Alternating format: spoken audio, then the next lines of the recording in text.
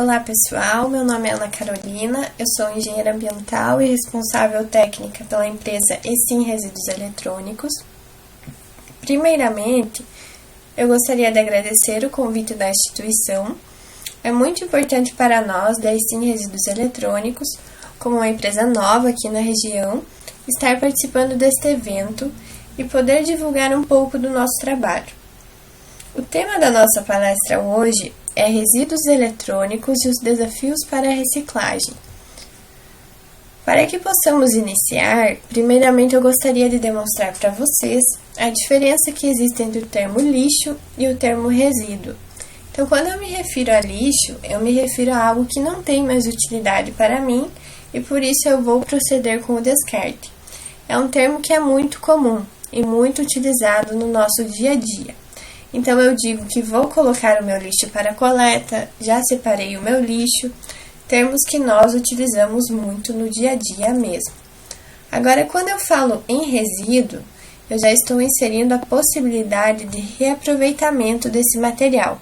Estou agregando valor econômico àquele material, ou seja, estou me referindo à reciclagem.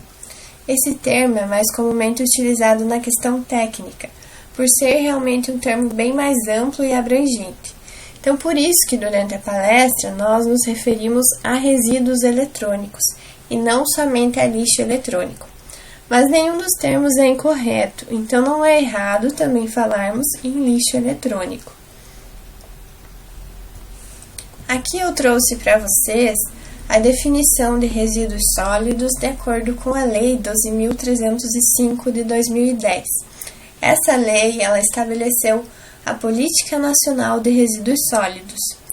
Ela define resíduo sólido como sendo qualquer material, substância, objeto ou bem descartado que seja resultante das atividades humanas em sociedade. Esse material ele pode estar no estado sólido, semissólido, estado gasoso.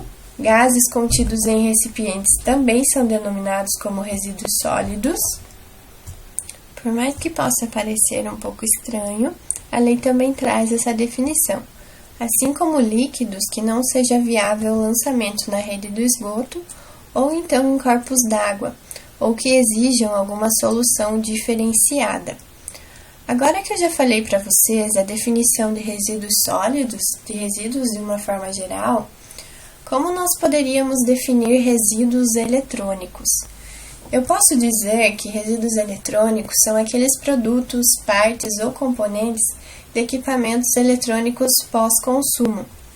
Ou seja, qualquer equipamento que depende de uma corrente elétrica para funcionar ou que precisa estar ligado na tomada para que ele desenvolva sua função, ou ainda que dependa da utilização de uma pilha, bateria ou outra fonte de energia, é caracterizado como equipamento eletrônico.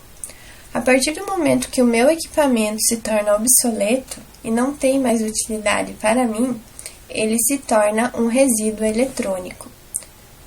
Nós temos vários exemplos de resíduos eletrônicos. São computadores, notebooks, celulares, câmeras fotográficas, aparelhos de som, tablets, entre outros. Para que vocês possam ter uma ideia, somente no ano de 2016, o mundo gerou cerca de 44,7 milhões de toneladas de resíduos eletrônicos. Para termos uma noção de quantidade, é como se comparássemos ao peso de 4.500 torres Eiffel. Então, é uma dimensão muito grande somente de resíduos eletrônicos. Desse total que foi gerado, apenas 20% foi reciclado, ou seja, 80% tiveram um destino inadequado. Esses 20% seriam cerca de 8,9 milhões de toneladas, que equivalem a 900 torres Eiffel do total de 4.500. A gente percebe que é uma quantidade muito pequena que está sendo reciclada e que não está contaminando o meio ambiente. Se pegarmos a América Latina, o Brasil é o maior produtor de resíduos eletrônicos. Na América como um todo, ele só perde para os Estados Unidos, ficando em segundo lugar. A geração anual no Brasil é de cerca de 1,4 milhão de toneladas de resíduos eletrônicos. Dividindo esse total pelo número de habitantes, temos uma geração per capita de 7 quilos por habitante ao ano. Se fôssemos levar em conta a quantidade de que 20% que somente são encaminhados para a reciclagem, é o mesmo que dizer que do total dos 7 quilos por habitante, apenas 1,4 quilos é encaminhado para a reciclagem e os outros 5,6 têm um destino incorreto, ou seja, vão parar em lixões, terrenos baldios, corpos hídricos, entre outros, gerando uma série de impactos ambientais que iremos comentar a seguir. Os impactos ambientais. O que acontece é que o problema todo começa a partir do término da vida útil de um equipamento eletrônico. Como que ocorre esse término?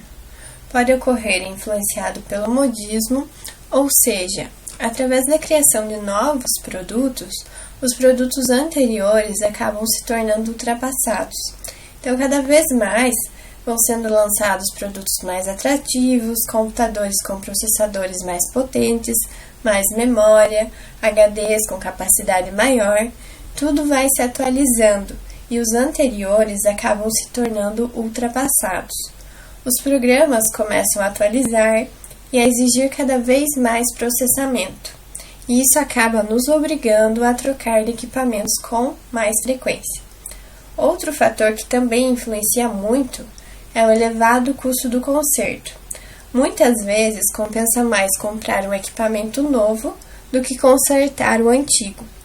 Em muitas vezes, você não encontra as peças que sejam compatíveis com aquele equipamento, ou o valor da peça somado à mão de obra acabam custando mais ou igual à aquisição de um equipamento novo.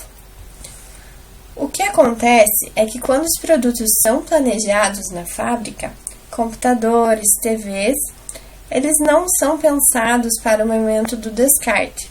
Então, na hora de produzir, são utilizados vários produtos químicos, que acabam se tornando grandes contaminantes para o meio ambiente e também acabam dificultando o processo da reciclagem.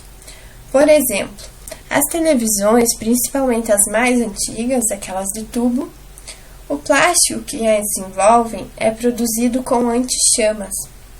E essa substância que confere essa característica acaba sendo dificultante na hora da reciclagem. Além de serem utilizadas várias ligas de diferentes tipos de plástico, desse modo, um plástico derreteria a uma temperatura de 100 graus, por exemplo, enquanto o outro, a essa mesma temperatura, já teria queimado, tornando inviável algumas metodologias de reciclagem, ou até mesmo onerando mais o processo. A preocupação ambiental vem de toda essa falta de planejamento, que deveria ocorrer desde a produção do equipamento, aliada à falta de informação e de conscientização da população, para que todos tenham conhecimento dos danos que esse equipamento pode estar causando se lançado de forma incorreta. Nós temos aqui um dado de um estudo que foi realizado que diz que anualmente cerca de 1 milhão de pessoas morrem por intoxicação química. Então nós sabemos que essa intoxicação química também pode ser proveniente do descarte incorreto de resíduos eletrônicos.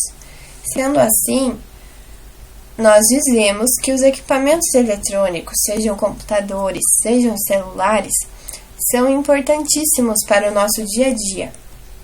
Eles facilitam atividades tanto cotidianas como de lazer, comunicação e atividades profissionais. Nós não vivemos mais sem tecnologia, mas as tecnologias precisam ser condizentes com a etapa de descarte. É necessário que haja uma preocupação com onde esses equipamentos estão sendo descartados.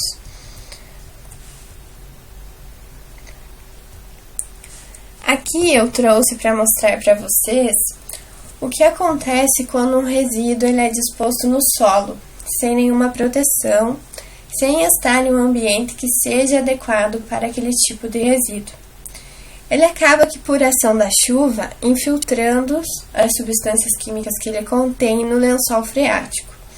Esse lençol freático abastece um rio mais à frente, e muitas vezes a água desse rio abastece o município. O tratamento de água que é realizado pela companhia de abastecimento pode não ser eficaz para esse tipo de substância, tendo em vista que não é uma substância comumente encontrada. É tudo um ciclo, tudo vai acabar no final retornando para nós, seres humanos. Ou até mesmo, se houver uma plantação de algum produto alimentício ali naquele solo, também vai acabar retornando para nós a partir do momento que ingerirmos este alimento. É realmente uma situação bem preocupante. Foi realizado um estudo pela Universidade das Nações Unidas, sediada em Tóquio. Esse estudo ele diz que para produzir 24 kg de componentes para computadores, são gastos cerca de 10 vezes o seu peso em combustíveis fósseis, ou seja, 240 kg. 22 kg são somente produtos químicos que são utilizados para conferir durabilidade, por exemplo, mas que no momento do descarte são preocupantes. E um dado que é extremamente preocupante, ou seja, 1.500 litros de água, isso só para produzir 24 quilos.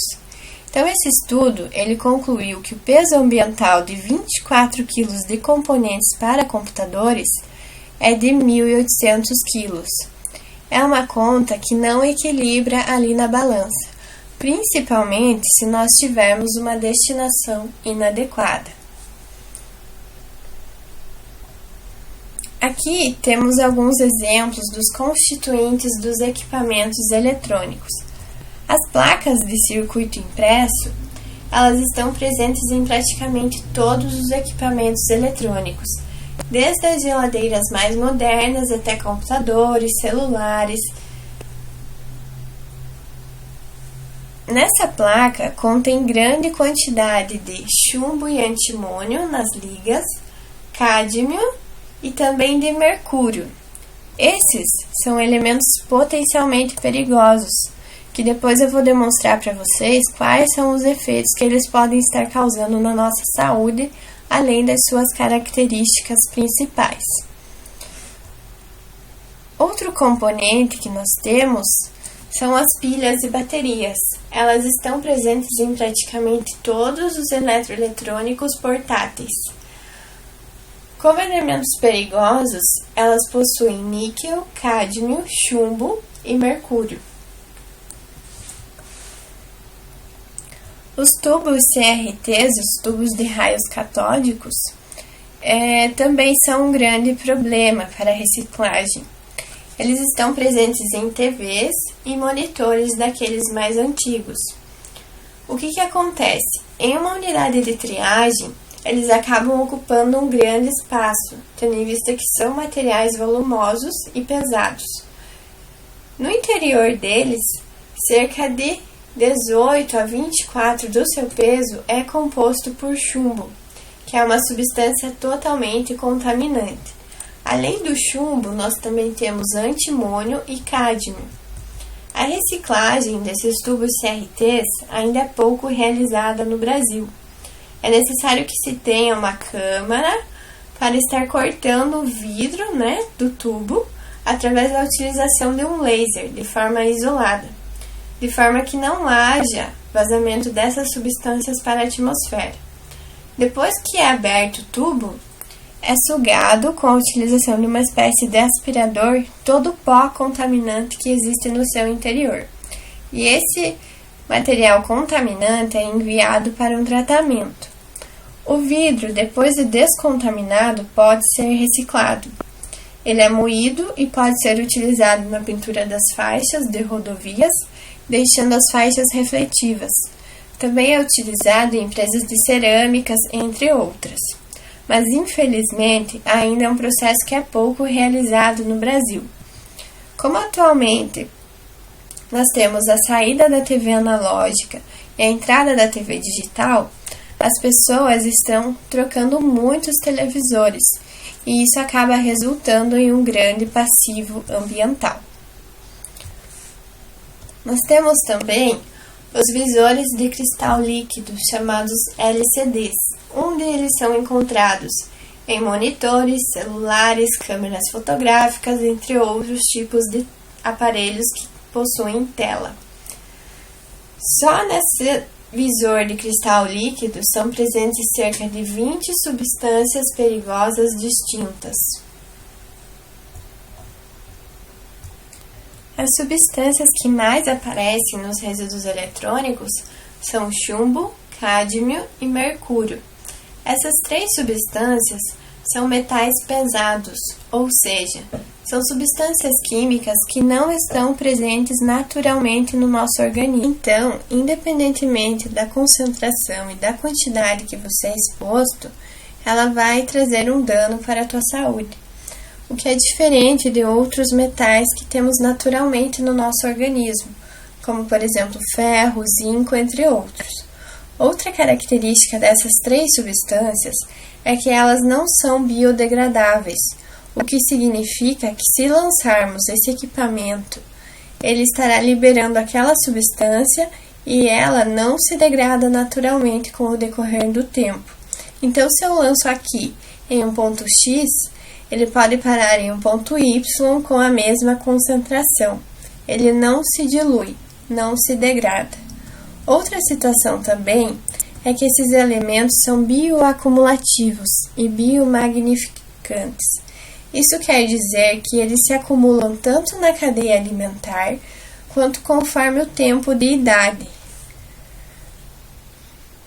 Como, por exemplo, na bioacumulação, nós temos um peixe com a idade de 1 ano.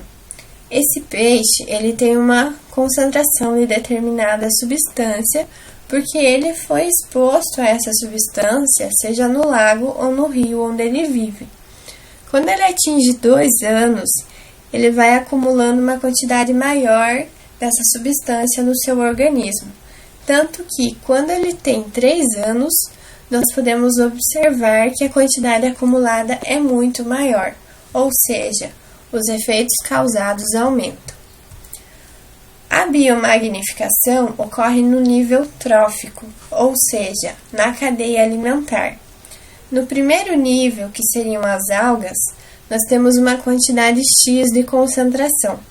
A partir do momento que passamos para o segundo, terceiro e quarto nível, essa concentração, essa quantidade, ela vai aumentando e acumulando na cadeia alimentar. Ali na imagem em cima, nós vemos uma pessoa pescando. E o que vai acontecer é que ela vai posteriormente ingerir esse peixe contaminado. Esse ciclo é um ciclo que nunca termina. Então, todo aquele material que estava contaminado no peixe vai passar para o organismo da pessoa, dos seres humanos. Nós temos aqui alguns exemplos do que essas substâncias podem estar causando na nossa saúde e no meio ambiente.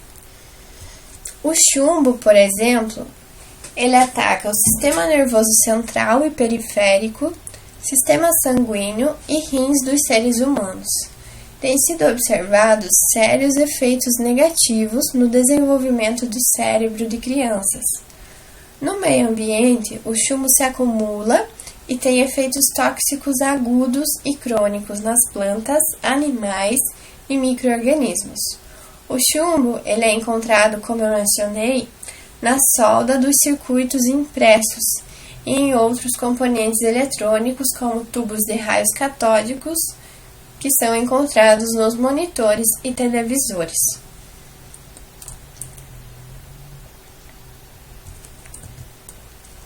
O cádmio ele é um material que é altamente tóxico, com riscos considerados irreversíveis para a saúde humana. O cádmio e seus compostos se acumulam no organismo humano, particularmente nos rins. Ele é absorvido através da respiração e também pode ser absorvido através dos alimentos, causando sintomas de envenenamento. No meio ambiente, ele apresenta um perigo potencial em decorrência da sua aguda e crônica toxicidade e seus efeitos cumulativos. Ele é encontrado em resistores, detectores de infravermelho, semicondutores. Versões mais antigas dos tubos CRTs também contêm cádmio. Além disso, o cádmio ele é muito utilizado como estabilizador de plásticos, então também pode estar presente no plástico que envolve os eletrônicos. O mercúrio, quando ele entra em contato com a água, ele se transforma no metilmercúrio, que é um tipo de mercúrio muito nocivo para a saúde do feto e de bebês, podendo causar danos crônicos ao cérebro. No meio ambiente, ele pode estar presente no ar e quando ele entra em contato com o mar ou com o rio, ele se acumula nas partes mais profundas, atingindo seres vivos e se concentrando através da cadeia alimentar, particularmente via peixes e mariscos. Ele é muito encontrado em computadores, celulares e aparelhos de TV.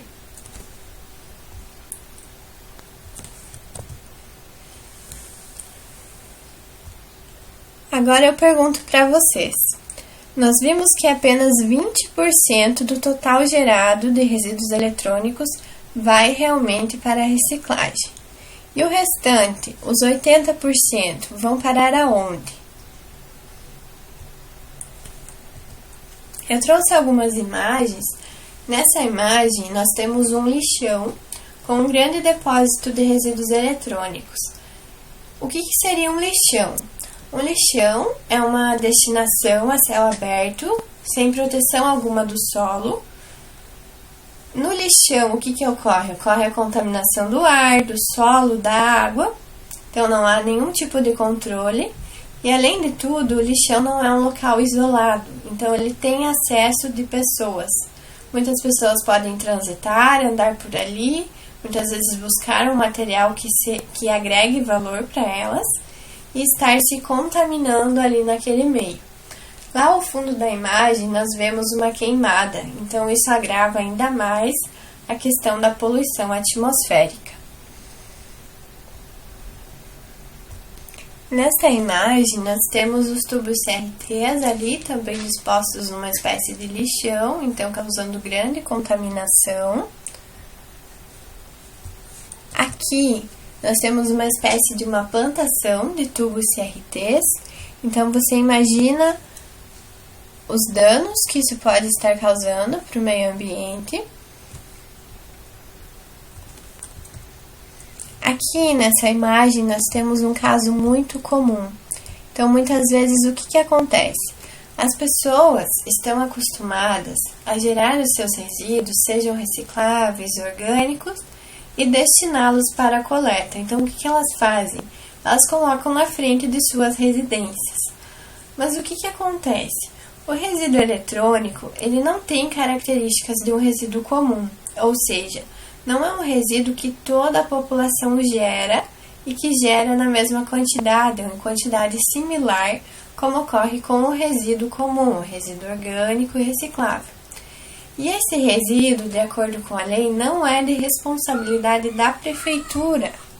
E como esse resíduo ele não é de responsabilidade da prefeitura, e sim possui uma responsabilidade compartilhada, como eu vou mostrar depois, ele acaba ficando acumulado ali na calçada e ninguém acaba coletando, principalmente por serem televisores, ou seja, materiais que não agregam valor econômico.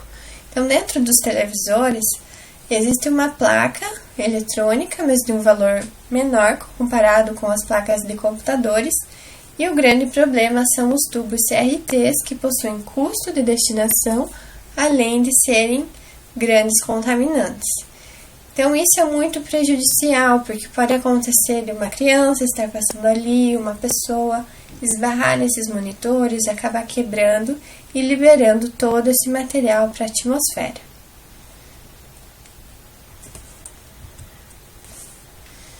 E o que diz a lei? No caso dos resíduos eletrônicos, não existe uma lei específica para esse tipo de material. O que nós temos é a Lei 12.305, que é da Política Nacional de Resíduos Sólidos. O que acontece? Quando nós não temos uma lei específica obrigando e que seja clara para esse tipo de material, nós abrimos uma brecha onde um acaba responsabilizando o outro e nós, consumidores, muitas vezes ficamos sem uma alternativa de como descartar. A lei, ela diz que para resíduos eletrônicos cabe a responsabilidade compartilhada pelo ciclo de vida do produto. Então, consumidores, comerciantes, distribuidores, importadores e fabricantes são todos corresponsáveis. Qual seria a responsabilidade? Aos consumidores, cabe, a partir do momento que comprou uma TV, por exemplo, em uma loja, quando for descartar essa mesma TV, devolver para essa mesma loja. Então, isso é a responsabilidade do consumidor. O comerciante deve possuir um local dentro da sua loja para estar armazenando esses resíduos que são recebidos de seus clientes. E aos fabricantes, importadores e distribuidores, cabe realizar toda essa parte de coleta das lojas até as suas unidades e promover a reciclagem.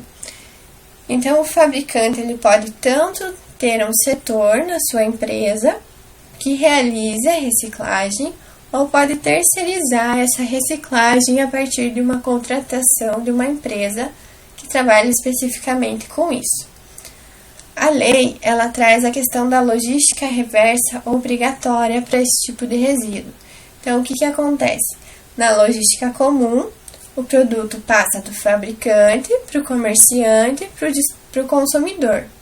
Na logística reversa, o processo é o contrário, então, como eu mencionei, do consumidor para o comerciante, distribuidor, importadores, fabricantes. Isso ainda não funciona na prática. Então, vocês podem perceber que se vocês forem, de repente, entregar um eletrônico na loja que vocês compraram, muitas vezes a empresa não vai receber. Por quê?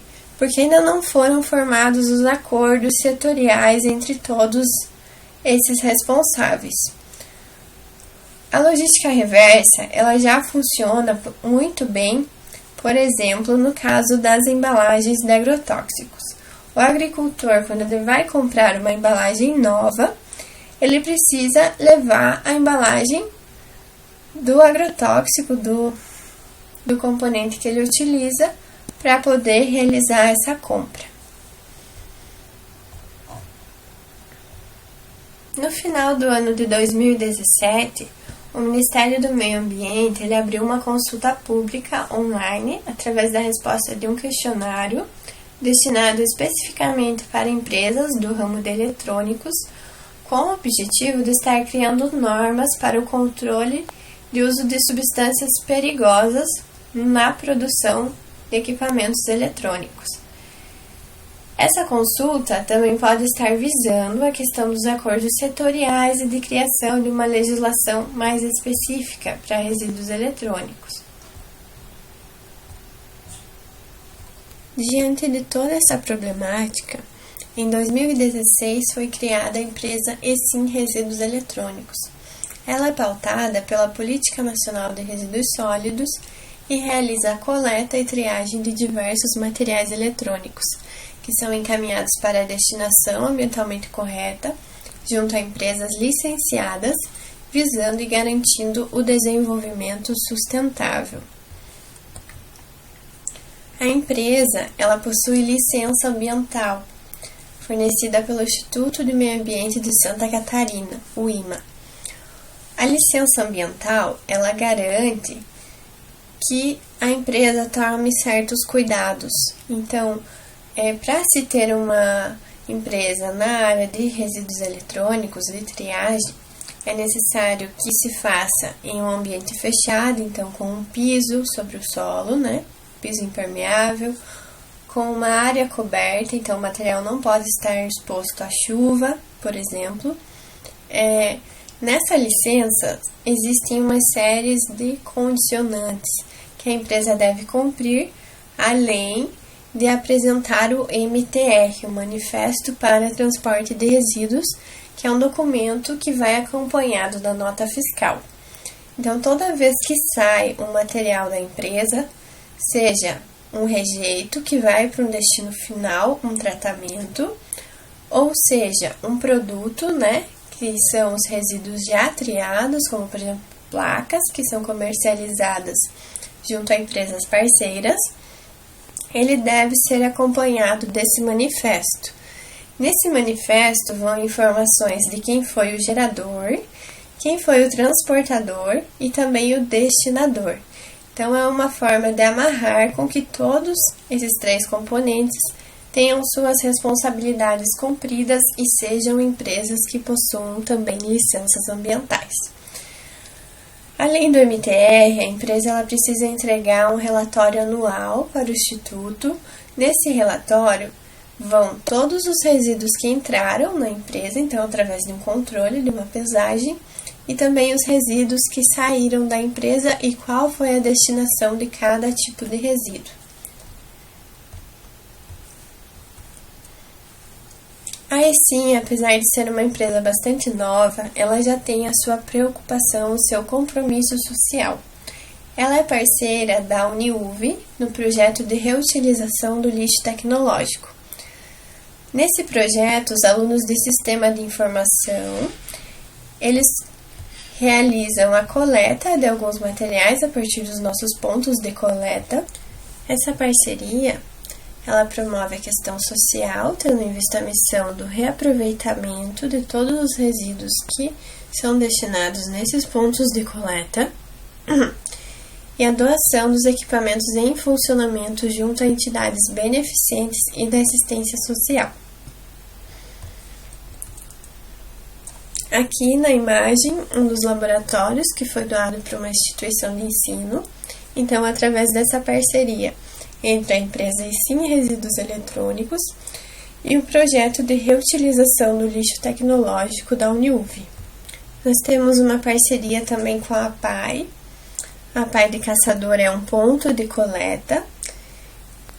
Lá, toda a comunidade ela pode descartar os seus resíduos eletrônicos e todo esse resíduo eletrônico que é descartado lá vira uma certa renda para a APAI, então gera ali um dinheiro com a venda desses materiais que pode ser utilizado pelos alunos para a execução de projetos, entre outras atividades.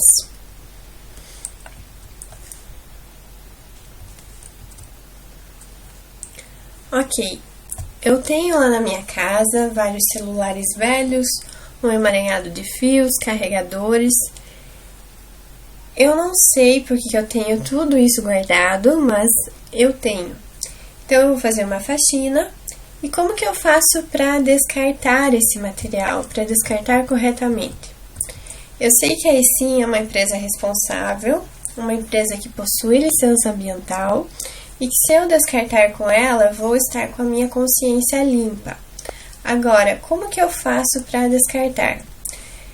Na empresa existem 3 formas de recebimento de resíduos. Então, através do agendamento de coleta gratuito, então entrando em contato conosco por meio do nosso telefone, nosso e-mail, redes sociais, a empresa, a instituição ou órgão que tem uma quantidade considerável de resíduos eletrônicos pode estar realizando esse agendamento. Essa coleta ela não tem custo nenhum, desde que não haja nenhum resíduo perigoso, como por exemplo toner, pilhas e baterias e tubos CRTs, onde gera uma taxa. Outra opção é destinar em um de nossos pontos de coleta. Então, aqui no município de Porto União, onde a empresa está instalada, município de União da Vitória e alguns municípios da região, são instalados pontos de coleta. Esses pontos de coleta, eles servem para a comunidade ter um destino correto. E caso exista algum órgão ou instituição que queira implantar um ponto de coleta, é muito fácil, basta entrar em contato conosco. Outra forma de recebimento é através do nosso próprio endereço, que depois eu vou deixar no final da apresentação para vocês. Depois que os resíduos chegam até a empresa, eles passam por várias etapas. A primeira delas é a seleção visual. Então, quando o material chega, ele é registrado num caderno de coleta. Nesse registro vão dados como quem descartou, o CNPJ, além do peso desse material. Então, todo material que entra na unidade da empresa, ele é pesado. Posteriormente, ocorre a desmontagem manual, então, através da utilização de ferramentas, são retirados parafusos e desmontados alguns componentes. Depois que são desmontados, é realizada a triagem manual conforme a tipologia. Então, é separado o que é plástico, o que é metal, o que são placas, HDs, memórias. Esse material, depois de todo separado, ele é estocado até que se atinja uma quantidade que seja viável o transporte e a comercialização junto a empresas recicladoras parceiras. O que não é comercializado, que não agrega valor comercial, nós dizemos que é o rejeito do processo. Ele vai para uma destinação final ambientalmente correta. Todo esse processo ele agrega valor ambiental, econômico, legal e social.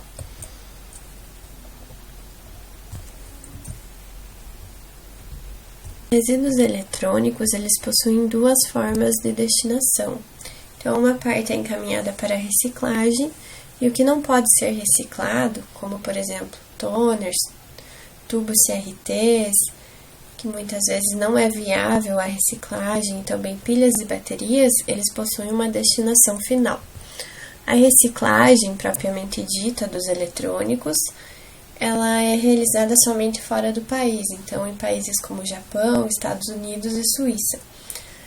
A retirada dos materiais preciosos, como ligas de ouro e prata, somente é realizada através de um equipamento que funciona como se fosse uma grande panela de pressão, onde através de altas temperaturas são retiradas essas substâncias das placas eletrônicas. O material que não pode ser reciclado, ele é encapsulado através da utilização de uma massa de concreto para estabilização desse tipo de material e posteriormente é encaminhado em um aterro do tipo classe 1. Esse aterro classe 1 ele possui uma série de controles ambientais, então ele tem várias camadas de impermeabilização com argila, manta de PAD, seguida de argila novamente, manta. Existe toda uma drenagem dos efluentes gerados e posteriormente esse resíduo ele possui uma cobertura, então é feito como uma espécie de um barracão para realmente para que não haja nenhuma contaminação do meio ambiente. Aqui nessa imagem pode ser observados alguns materiais que foram triados. Então, de um determinado equipamento eletrônico nós temos fios, temos a parte de metal, temos a parte de placas, memórias, HDs. Então, tudo isso é separado conforme a sua tipologia. Os resíduos perigosos, eles são armazenados em bombonas plásticas.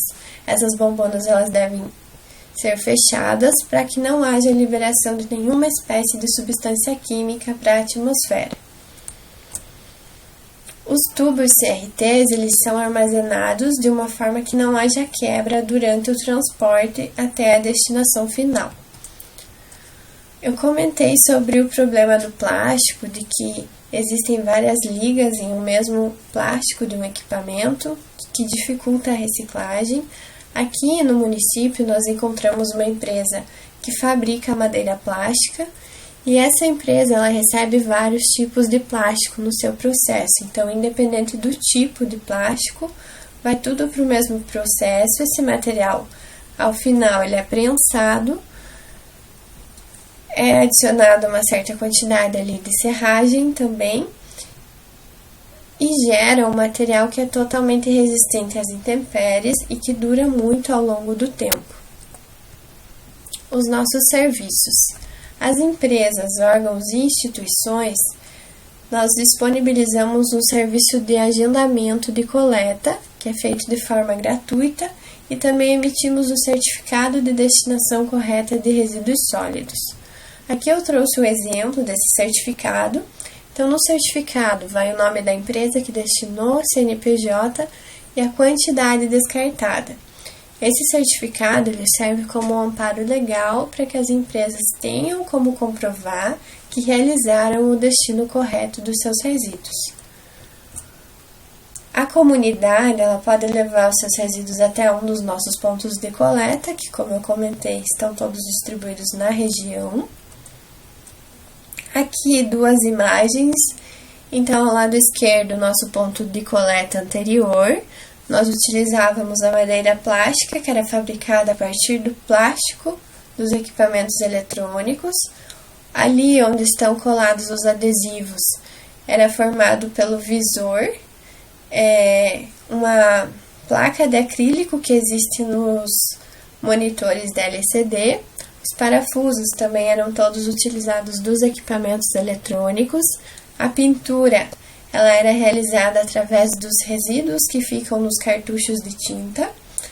Mas o que aconteceu? Esse ponto de coleta ele foi degradado em muitas instituições e como ele demandava um maior tempo para a construção, maior mão de obra, nós acabamos adaptando para um ponto de coleta mais fácil de fabricar, que ele é realizado através de tambores de metal que são pintados e adesivados. Nos pontos de coleta podem ser descartados monitores, notebooks, teclados, gabinetes, placas e peças em geral, câmeras fotográficas, celulares, filmadoras, tablets, aparelhos de rádio, liquidificadores, batedeiras, micro-ondas, TVs, DVDs, entre outros. O que não pode ser descartado no ponto de coleta? Pilhas de lâmpadas, toners, TVs e monitores de tubo. Então, esses materiais eles geram um custo. Muitos deles são coletados pela empresa, mas apenas a partir do pagamento de uma taxa. As lâmpadas não são coletadas pela empresa de forma alguma. Então, a empresa ela não possui licença para esse tipo de material. Apenas a título de curiosidade, nós estamos buscando a criação de um aplicativo, então, que promova uma facilidade no agendamento das coletas. Ainda está numa fase bem inicial, mas é algo que irá melhorar o trabalho, né? Eu comentei sobre as dificuldades da reciclagem, mas também existem pontos positivos. Atualmente, as prefeituras elas possuem as secretarias de meio ambiente, que estão realizando campanhas de coleta de resíduos eletrônicos. Então, isso é muito positivo para a questão da educação ambiental, de conscientização das pessoas e também para estar fornecendo uma forma de destinação correta no município. Nós temos parceria com vários municípios da região, várias prefeituras. Alguns exemplos são a Prefeitura de São João do Triunfo, no Paraná, município de Palmas também, município de Bituruna. A Prefeitura Municipal de Ponta Grossa, ela possui um decreto, o decreto 10.994 de 2006, e esse decreto ele estabelece uma certa obrigatoriedade de que as empresas comprovem a destinação dos seus resíduos, inclusive dos resíduos eletrônicos. Essa comprovação ela deve ser feita através de um certificado, de uma declaração da empresa coletora, e ela é um pré-requisito para a obtenção ou renovação do alvará das empresas. E como curiosidade, as medalhas das Olimpíadas de Tóquio 2020, elas foram fabricadas todas com resíduos eletrônicos. No total, foram coletadas 47 toneladas de resíduos eletrônicos, onde serão fabricadas medalhas de ouro, bronze e prata.